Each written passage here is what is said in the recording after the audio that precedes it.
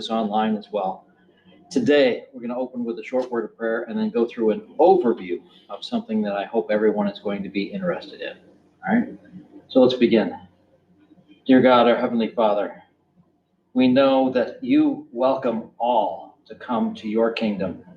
We ask you to be with us today and show us how we might be welcoming to all those who come to us, and show us how we might invite others as they come to our church, that they might know you and have a relationship with you through us as well. I ask all this in Jesus' name. Amen. So towards the start of the year, we had good attendance when we did this book, Scrappy Church, right? Seemed like everybody wanted to hear about that one. Well, the follow-on to that is Becoming a Welcoming Church. I can only get one copy of this. Really? You can get it online. And I know, Tom, you like to get the books online. Yeah.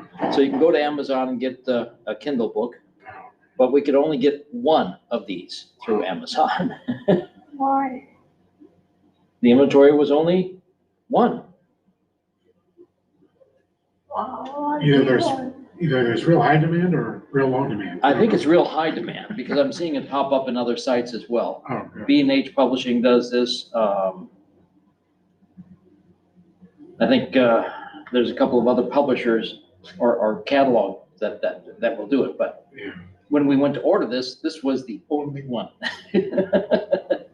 So I think it's really high demand, particularly this time of year, because we're coming to that point where school is about to be back in session. And churches are now looking at how can we invite those to come back to church. It's a Back to Church Sunday coming up, actually, in another week. A lot of churches are doing a Back to Church Sunday and a big splash for that. But we are doing something a little bit different. So Paul, as you are a first-time visitor here, this video may be of interest to you. It's sort of satirical. Hello, Craig. Good morning. We're going to be talking about becoming a welcoming church, and I'm going to show a video. Let's see if I can put it in the chat in case you can't see it as well. So in the chat is the link to this YouTube video that we're going to be showing here in a moment. We talked about what it's like for first-time guests to come to our church. Like I said, this is a bit of satire, but it's almost too close to home. All right? Hi there. Welcome to your church. Today, I'd like to talk with you about becoming a more welcoming church. Back here, we've got Jack.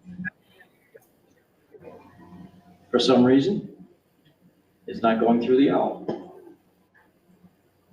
What happened with the owl? Technical difficulties, please stand by.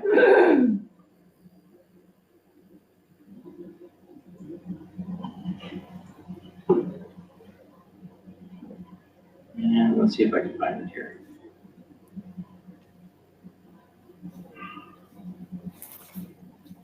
I've got Ethernet. There we go. And my output should be Meeting Owl.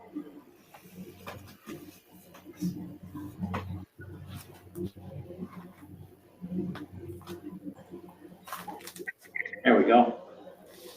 We'll give that another try here.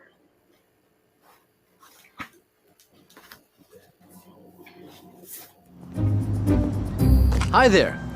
Welcome to your church. Today, I'd like to talk with you about becoming a more welcoming church. Back here, we've got Jack and Sally and little Jack, and they're first-time guests today. Hi. You guys ready? We got a bit of a hike. Let's do it. Please.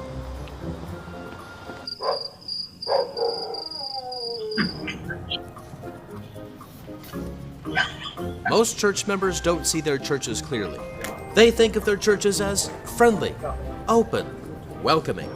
But when guests were surveyed, they typically saw church members as unfriendly, and they certainly didn't feel welcomed. Hello? The perception chasm existed because church members were indeed friendly to one another. Guests felt like they were crashing a private party.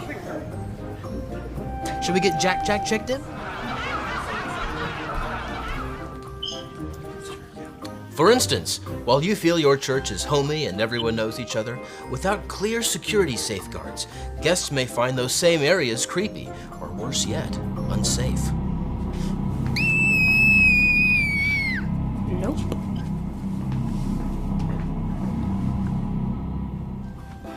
See you in worship. The problem is, church isn't a country club. It's a place for broken people to come together and become a family. Sermon's starting. Gotta be quick. In his new book, Thom Rainer has a game plan for making churches more hospitable. In all his years of consulting churches and analyzing research, he's developed a resource to help church members understand their role in becoming a welcoming church. Hey, I can't hear the Rainer sermon. guides readers toward a practical framework for making a difference in the lives of those that visit their churches. Churches can use becoming a welcoming church to understand and audit where they are on the spectrum between welcoming and wanting. Also, don't be boring. Check the book out, it's in there.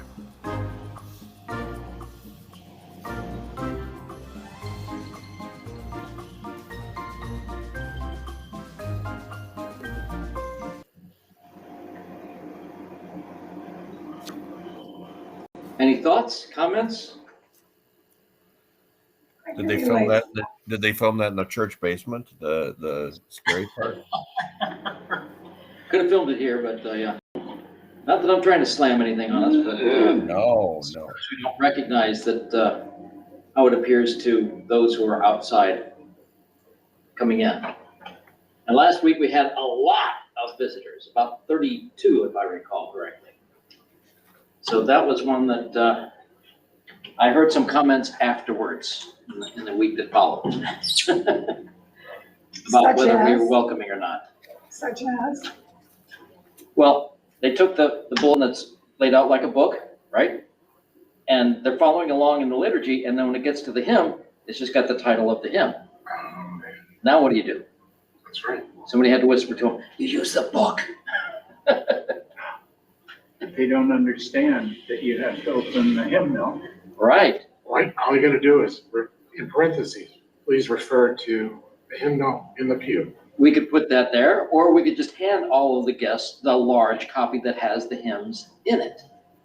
Even Oh, right. simpler. No, that's, So if you see a visitor, someone who you know is not a member, hand them the large copy.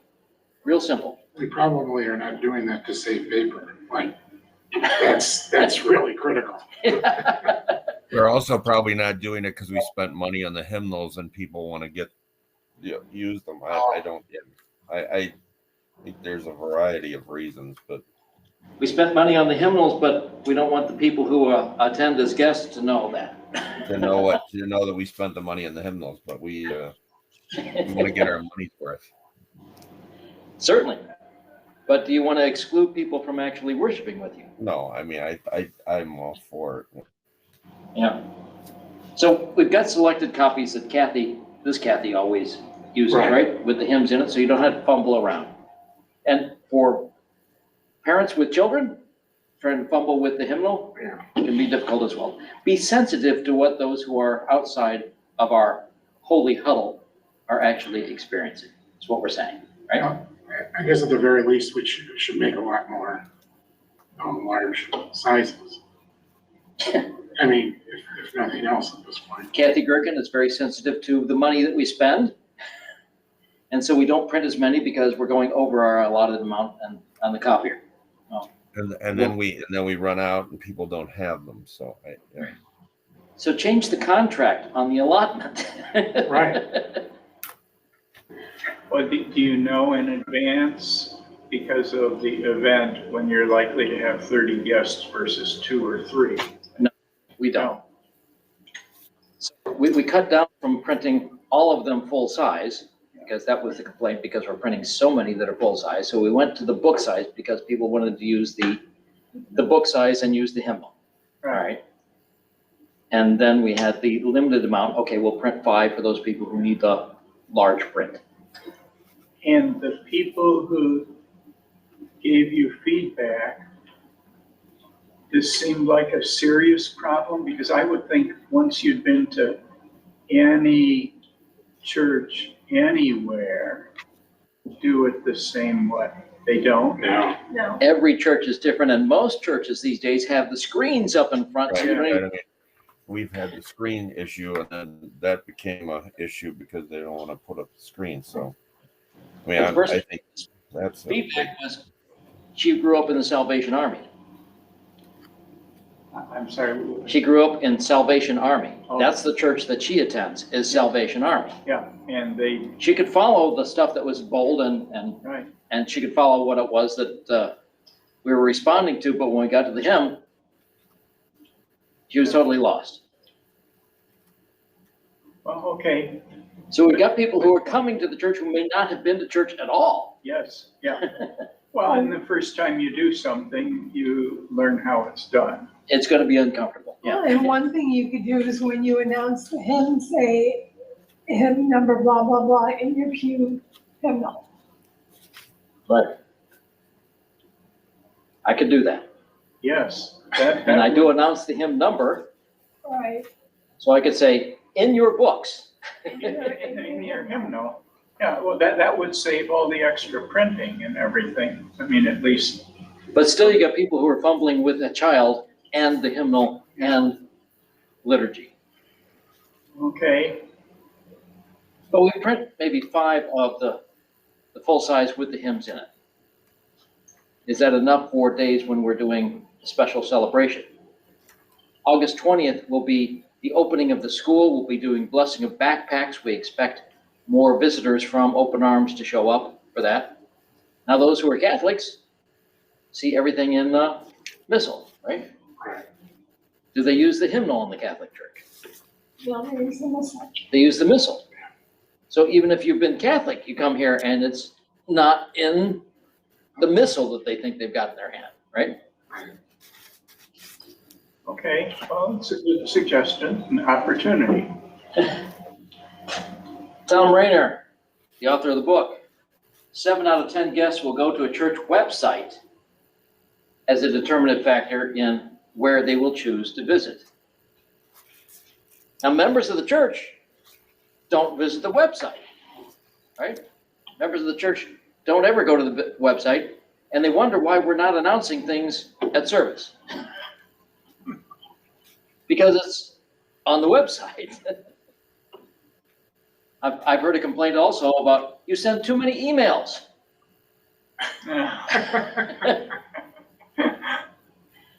I get all these emails from you. Well, how else am I supposed to communicate with you? Well, the announcements that are spoken after church, those are the important ones. Those are the only ones I need to know. They do a wonderful job of doing matters of importance after service. Yeah, but there's things we can't communicate in that. Because we don't want you here for a half an hour. Not everybody reads emails. I was talking to someone last Sunday morning and Yep. say, you didn't show up for the prospective pastor. Oh, I never look at emails. We sent out an email. So I asked the person who complained about my sending too many emails, well, how would you like me to communicate Yes. with you? Well, just the matters of importance after service is fine. But then people aren't. We've got the announcements in the bulletin. Probably never read the bulletin. Some people just like to complain. I'm sorry. Yeah. I mean, You know, And then you've got those people that come maybe once a month. They've missed all of the They've announcements missed all the announcements. up to that time. And what if things come up like the pastor-elect meeting that come up in the middle of the week? Well, you are required for a special voters meeting to announce it 2 weeks before. But if they only come once a month, they're gonna miss that, right? Right. I wouldn't worry about too many emails because we get 50 to 60 promotional emails a day we have to delete. And you figure out how to just scan it and delete it, right? So I would go on emailing as much as, yeah, I have said, when I get that complaint, I would rather hear the complaint that I'm over communicating yes, right. than not Yes. communicating enough. yes. It's just a matter of, if you get an email and you don't want to read it, don't read it. If you're getting too many emails, find a way to manage your emails better. You gotta get the word somehow, right? And not that I would ever criticize, but I would vote for not, having too many, because last week I couldn't find one to join the Bible study anymore. So Because last week we didn't have one. is that what it was? We had- I we had- was not informed, so I tried to join and I sat here for like 5 minutes on the old link. And I could not get connected to the internet last week, Oh, which is why I did not get an email. So it wasn't a matter of not finding it. It just didn't exist last week. there. It wasn't there. And, So you were but I always allot for that possibility that I don't know what I'm doing. So I should have sent out an email saying, I don't know if I'll send out an email about this one. Huh? exactly. So as you're looking out in the crowd, do you see anyone in particular? And the one in color, The one in color. Why do you see the one in color only? because he stands out. Ah. And someone comes to our congregation, do they stand out? Yes. And do we pounce on them after they come? We try not to, Right. but what happens is we have a holy huddle. That's what it's called. A welcoming church understands the importance of breaking up the holy huddle. Now, last week with so many guests that we had here, the holy huddle couldn't do it. Right. It actually broke up the holy huddle because of so many guests that we had here. We had regular attenders of about 50 and guests of about 30. So there was no way for the holy huddle to come together. But I noticed in the pews, none of the members were sitting with the guests. And that's an important point. The holy huddle is not bad. As we hear in Acts 2:42 in the New American Standard, they were continually devoting themselves to the apostles' teaching and to fellowship, to the breaking of bread and to prayer. The holy huddle is not bad. The holy huddle is a good thing to continually gather together, right? But the problem is churches perceive they are friendly because the members are friendly to one another. And what do the guests feel like? Outsiders, All right. It's like going, intruders. I was gonna say, it's like going to a conference. When I first started in business, going to conferences, it was hard. You want to go sit by the people you know. Yeah. But then when you're in a marketing role, and you're selling business, you want to go to a table where you don't know anybody, so you can really benefit by getting to know more people. Yeah. Which it's a conscious decision to do that. It's a very conscious decision because the people you know are naturally going to gravitate to you as well. Right. Now, I understand last week, one of our visitors actually engaged with several of our members and talked with them about, what was going on here in the church. And that was a good thing because he did that. And I suspect he might be a person with experience in network marketing, like you and I have been. I go to Chamber of Commerce networking meetings. And I don't go and talk. Are you referring to that Bruce gentleman, Pastor? Or? Yeah, Bruce, right. Yeah. Did you get his? I mean, I know this is completely off subject, but I put in the thing about a prayer request because his daughter got deployed to Iraq, and Yes. I just wanted to make sure that was on the, at this late hour, that it was on the prayer list because he didn't finish it for the offering, and then he gave it to me later, and then I gave it to Chuck. So I just want to make sure that made it.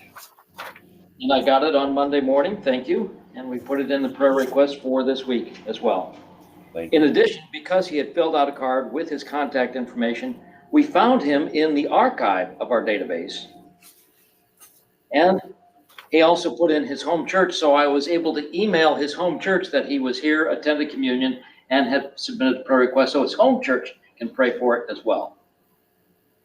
And a perfect example of why we have those cards in the pews, not to take membership, but to take prayer requests and to get contact information from those guests. And if I have the contact information from the guests, then I can follow up with the guests, right? But without those cards, people were saying, why don't they sign the book in the back? As Mary Long pointed out, only Lutherans know the book is back Right. there. That's right. So So if they don't sign the book in the back and they don't put in a guest card, I've got no way to reach out to them. By the time I get back there, usually the guests are gone because of the holy huddle. Right? Guests come in, they walk out after service, they don't know what's going on, they head to their car. So as they come in, that's another question. Majority of guests feel like they're intruding on a party to which they were not invited. If you came to this church, I'm not slamming this church, but many of our other churches are doing the same thing. If you came to this church, would you know where to park? Yeah. Well, If you you park guess. anywhere, it doesn't say handicapped or no parking. Yeah. Right. I don't think that's a big issue. Might not be unless you're way off in the field somewhere, like we saw in the video. Oh, yeah. You look for Paul's truck and try to park there. Just guest parking next to me is what we'll put on Paul's truck, yeah. Right. St. Paul Mount Prospect pastor was, after the congregation, put a sign right in the closest spot to the door, reserved for first-time guests, right? And when they put up that sign, it was right before he took a call to another church. He said, "You've made me a happy man." Right? Everybody knew this was the spot for first-time guests because it was close to the door. That's an idea, if you had people greeting others in the parking lot and recognizing, Yeah? oh, let me walk you in. Let me show you which way to go. Please sit with me. Yeah, yeah. That's a good idea. And right after he put up that first-time guest and then took another call, people just parked in that parking spot anyway. Oh, Not first-time guests. So the point of it was to hold that spot open for first-time guests. The next time I come to church, I see somebody who's been a member for 30 years parking in that spot. So even those kind of things did not take hold because of the culture of the church, right? So when someone walks in, the worst part of the guest experience takes place right before the worship service begins. But I'm going to tell you the worst part of the worship service that happens in most congregations is, where do I go when I walk in the door? If you look at this from a visitor's perspective, this is a split decision. You walk in either side door, which way do I go? Up or down? there. Oh, yeah. You always go up in churches because it points toward heaven. If you've been toward in the church, yeah. Most churches are at the ground level though right now. Historically, medieval churches were way up high. And I appreciate your view of medieval churches. But first-time church attenders are not familiar with medieval churches, right? That, that this goes back to like when we were surveying people, whether we think we're welcoming or not. And I mean, I'm sure there's something, but there's a line between being welcoming and then being smooth, or some people react the opposite way. Like if you're, you want to be welcoming, and I certainly do think that, but then there's other people that think that being smothering. Yeah. Is there some kind of concept of where you draw that line? It's a balance. You don't want to be smothering, and with that guest experience, you don't want to have them being pounced upon by others either, right? Yeah, it's a very difficult process. And that's something you have to learn over time how to do. That's why you have certain people that are going to do it right, be the ones who are assigned as those who would approach the guests. Does that make sense? The ones who have been trained to be greeters, right? Not just standing behind the welcome center and offering coffee, but those who would actually come up and learn a little bit about them without smothering them and say, I know you're not familiar with this church. Perhaps you could sit with me and we could go through how the service works here, because it works different in every congregation. When we went to St. Paul Mount Prospect, one of the first things that happened to us was we walked in, we didn't know what was going on. We got invited by the bussies to come sit The box. the box, to sit next to them, to sit with them. come sit next to us. We don't recognize you as people we should know, but we should know who you are. Would you come sit next to us? And then they kind of walked us through how everything was supposed to work, right? And the next week when we came back, And they invited us back. because they invited us back, next week when we came back, we got big hugs. Oh, you're back. Happy to see you. But it wasn't smothering, right? We had gone to other Lutheran churches when we were first married and trying to find a church home. And we had a Rowan and Martin routine up in front between the two pastors. And it was nobody in the congregation actually spoke to us that day, right? They had refreshments out back, but nobody said a word to us. So if you've ever experienced going to a church for the first time and done some church shopping, you see how astounding this can be, right? Craig, when you go visit other churches, they all know you, right? Not necessarily, no. I mean, I go mostly, a lot of times I visit at my dad's church, and he just, it's following in his wake. So he's known. Everybody So knows him. Yeah. I mean, I really haven't been anywhere just completely, out of the blue in a while. Yeah. Try visiting another church and see how they do things at another church that you not go to. Right. I mean, at my dad's church too, they do have that, when you've talked about with the welcoming center and people that are appointed as greeters, and they do greet you, and then, if you're with somebody, they obviously can recognize that. Went to Kathy's sister's church in Hot Springs Village. And boy, do they welcome you there. We stopped at the Welcome Center and they gave us little crosses. And a packet of information, right? Right. And crosses to wear to identify that you were a guest. You're supposed to put this cross on so everyone knows you're a guest. It was a bit overboard, but we felt welcomed. Yeah. So, for if you love those who love you, what reward do you have? Do not even the tax collectors do the same? What does that say to you? You're supposed to love everyone, love others. Including your enemies, right? And if you greet only your brothers, what more are you doing than others? Not even Gentiles do the same.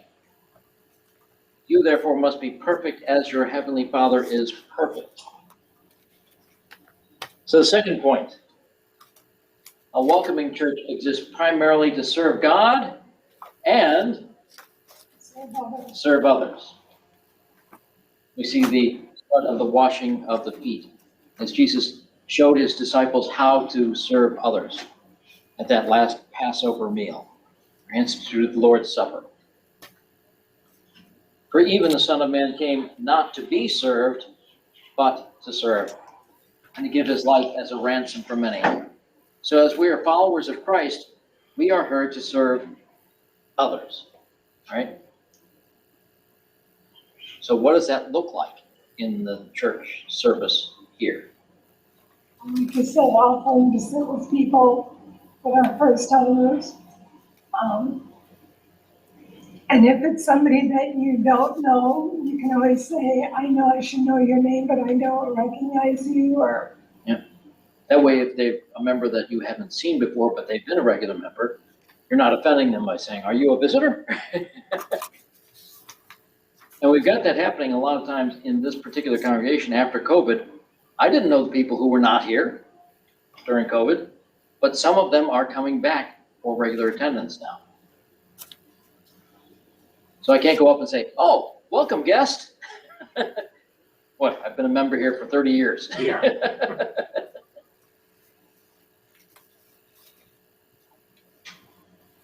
So the welcoming church is more of an attitude or disposition. It represents the mindset of an outward focus rather than an inward focus.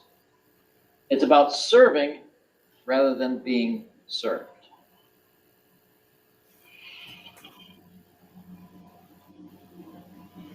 How can we relate to that in what we do here? Well, I think another thing we can do is invite after church, make sure we invite those that are guests or those we don't recognize to partake in the coffee hour. I think a lot of times visitors come, and because no one has approached them, they run out the door right after service instead of stopping to get to know us. Because to them, it appears it's the holy huddle again Yeah. after service, right? So if you don't introduce yourself during that meet and greet time, which we call passing of the peace, some people feel comfortable with the meet and greet time out in the narthex. They come in, we do the passing of the peace, and I've had to complain about, it seems like utter chaos and the church service has already started. Well, not really. It hasn't started until after we get into the first hymn. But there are those that say, once he started playing the prelude, the church service has started. Yeah, but you're still standing out in the narthex until after the bells ring. You can say that, but you're not in the sanctuary until afterwards. And we still have people showing up 5-10 minutes late. So we do a passing of the peace to allow that time to come together. And then you can greet those that you don't recognize at that point, right? Do we do that? Well, can't restrain people from doing that, right? But you can't force them to do it either. When we first started doing passing the peace, everybody stayed in their pews and turned to the person next to them, right? But I've seen in the last couple of months that people are actually getting in the center aisle and doing that, right? It was like that before COVID. Yeah, but it's taken a while Oh, for yeah. it to come back. That's true. Is what I'm saying. It has finally taken a while for it to come back, and people are actually engaging in the center aisle to the point where now we have to allow an extra 10 minutes in service for the passing of the peace, which I don't mind. Right? People are actually engaging with each other. They're seeing people they don't recognize or people that they've known from the past who are coming back. And that's the purpose of that passing of the peace right there. So you get to know them and get acquainted before the service starts. And if you find somebody that looks like they might be a little bit befuddled, offer to sit with them. You can get up out of your pew and go sit with them, right? Now Tom can't because he's in the back. But the rest of us can actually go and sit with those that we don't know to kind of help guide them through how we do these things. I've had somebody tell me, why don't we use the same confession every week? Because I don't want people to feel like they're doing it by rote. Right. It has no meaning that way.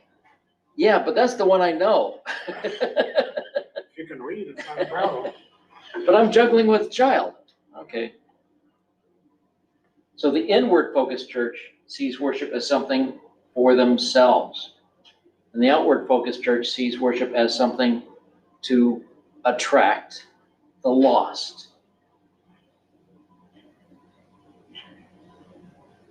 In the Great Commission, he says, go, make disciples of all nations.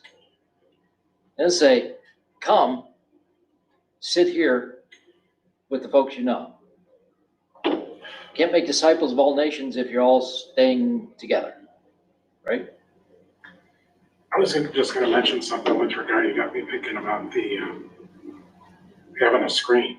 Yep. And we talked to Pastor Douglas whether or not they were doing that. And they do have a screen or two screens in front of the sanctuary. But he was saying how contentious it was at first. Mm-hmm. And what we got to do around here more of is it's people seem to express their opinion or they have a perception of what that is. It's like, oh, this is not Willow Creek. We don't want it to turn into Willow Creek. Mm-hmm. But go and talk to leaders at other churches that have done that. And what are the strengths and weaknesses of it? But, people will right away, contemplating that right away elicits an opinion, very strong opinion, whether it's for or against. It's one or the other. Yeah. When, There's no middle ground on this Right. thing, right? when St. Paul Mount Prospect first put in the screens, I was very upset. Yeah. She didn't want a church with screens in it. I didn't want a church with screens in it, but the more that we went, I came to really appreciate the screens because for one, I could have my head up Right, and read and reply and sing and see what's going on the altar and pay attention better to the pastor than I could with my head down and my nose in the hymnal. So instead of reading the hymnal, you're actually looking up at the altar, Right, and that's within view. right. so before we approach that, and hopefully we will, I think I'm gonna recommend that we do a survey of other congregations and find out what the strengths and weaknesses that have been. Not necessarily do a survey, but go to other Well, congregations that's true. and Either see go- what it's like. Yeah. It's not distracting. Trust me, it's not distracting. No, It's the opposite of distracting. It focuses your attention up front where it needs to be. Yeah. And the pastor, if he's got a screen in the back, doesn't have to be sitting there looking down at the sheet either. Right, He can look out to the congregation and glance up at what he's supposed to be saying as well. yeah, Because it's not the same thing every week. It's something different every week. Craig, you saw a pastor who was doing a wonderful job up front, right? I think Craig dropped off. He's got to come here. No, he's still there. Craig, are you with us? Yeah, I'm here. You saw a pastor who was doing a wonderful job standing there without anything in his hands and speaking to the congregation, Right, right? and it's like it's like reading the State of the Union address Because he's got a screen in the back of the church. because he got a screen, and it's magic that he doesn't need any notes. You're very good at it, even though you're not. That's a talent that you have, that you're able to. You know, I won't call it a talent. you just don't stick to your script. You're kind of very, it's very smooth, but but he was like, it was magical until you saw all the stuff in the back, but that's fine. You turned around and saw what he was looking at, huh? Yes. Because Yeah. I'm a nosy lawyer. Yeah, but people would recognize that as something wonderful. This guy knows the whole service. Yeah. But it's actually more of an interaction thing. And if you've experienced it, you realize how beneficial it can be. Because I look up from my iPad on occasion and look around, but that would be nice to be able to do more of actually interacting with the congregation, with the assembly, right? It did, the reaction, like Tom was saying, it did surprise me because, I do think we have a beautiful sanctuary, but we kind of get, I think, hung up on the beauty of the surroundings sometimes, as opposed to trying to really and I suppose that enhances some people's worship, that is a beautiful sanctuary, but I think you can kind of do it in a way that isn't going to, it's not going to destroy the beauty of the sanctuary. And that's not, some people are just very, it was a very virulent reaction that we got. Yeah. Which I think caught Tom and I will speak for Tom, because off guards, but that's not the first time we've been caught off guard, right, Tom? yeah. I tried to help by saying, take a look at St. Andrews in Park Ridge. They've got screens. They can fold them back out of the way, right? Oh, okay, St. Paul on Prospect, They've got screens that come down from the ceiling, and as far as I know, they haven't put them back up again. they used to. They used to recoil them during the traditional service and then bring them back down during the contemporary, but now They're down all the time. they're down all the time. They have their telephone. They got people used to it gradually by dropping the screens down and showing stuff and then putting the screens back up. Oh, man. And pastors can use those screens for presentations during their sermons as well, to enhance the sermon. So, but, I suggested you go to St. Andrews in Park Ridge, and the thing I got back was, well, that's gonna cost $50,000. I don't think so. Well, and then when you see people using it, they're all different ages. That's what my dad does, and it's easier for him to see it up there on the screen. I don't know, all of the points, but this isn't an age thing. A lot of the older people like it because it's easier to follow. But They can see it better, and they can see where they're at. Yep. they don't get lost in page 3 when everybody else is on page 5, right? Yeah. The third point is a welcoming church is a going church. So I'm just going to breeze through this. This is going to be something after you get to be the welcoming church or a going church, where the Great Commission says, go and make disciples. Don't sit here and make disciples. A lot of us think if you build it, they will come. This is not the field of dreams, folks. If you build a bigger sanctuary, it doesn't mean you're going to fill it. The only way you're going to fill it is to go out into the community. Said to them, go into all the world and proclaim the gospel to the whole creation. It's from the Gospel of Mark, chapter 16.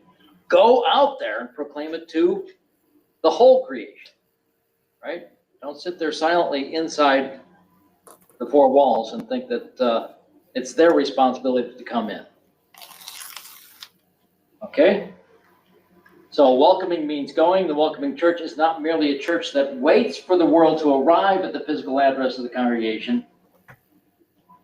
We have this situation where let mutual love continue. Do not neglect to show hospitality to strangers. By doing that, some have entertained angels without knowing it. Would you know if you entertain angels here? No.